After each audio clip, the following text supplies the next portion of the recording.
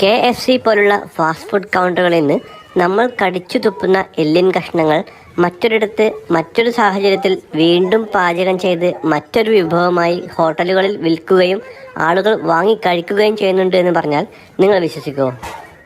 വിശ്വസിക്കാതെ വേറെ വഴിയില്ല. അതാണ് പാക് പക്.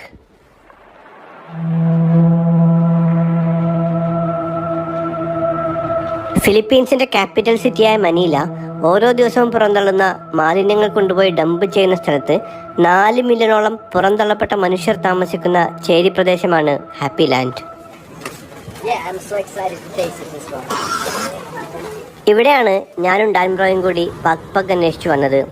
രാവിലെ 5 മണിക്ക് മലാത്തയിലെ ഹോട്ടലിൽ നിന്ന് ഇറങ്ങി ജീപ്നിയിലും ട്രൈസൈക്കിളിലുമെല്ലാം യാത്ര ചെയ്ത് ഇവിടെ എത്തിയപ്പോഴേക്കും വഴി ചോദിച്ചതിൽ ഭൂരിഭാഗം പേരും അങ്ങോട്ട് പോകരുത്, അത് അപകടമാണ് എന്നാണ് പറഞ്ഞത്. സാമൂഹിക അസമത്വം സൃഷ്ടിച്ചെടുത്തവരും മയക്കുമരുന്ന് മാഫിയയുടെ കണ്ണികളുമടക്കം കുറേ കുറ്റവാളികൾ താമസിക്കുന്ന സ്ഥലം കൂടിയാണത്രേ ഹാപ്പി ലാൻഡ്.